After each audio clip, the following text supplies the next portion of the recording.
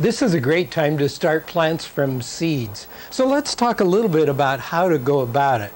Before we do that, it's also important to note that root crops like carrots and beets and radishes, you do not start indoors. You start those directly into the garden.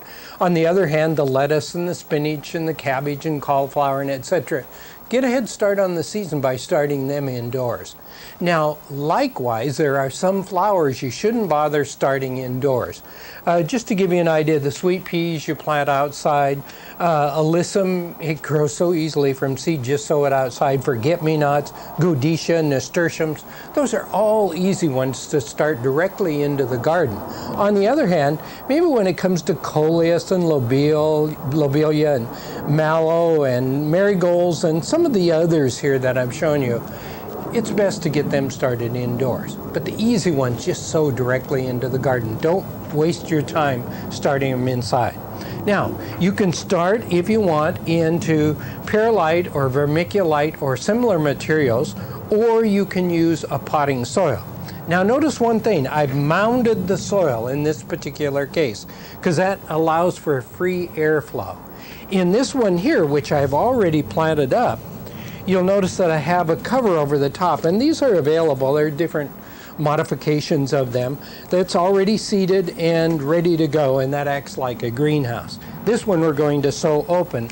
And by the way, it's very, very important that you read the directions on the back of the package, because different seeds are seeded in different methods. For example, this coleus, you do not cover the seeds, and it so states right on the back of the packet. So that's very important to you. Instead, though, let's take a different type of a seed. In fact, let's do tomatoes, because it's really important to do tomatoes at this time of the year.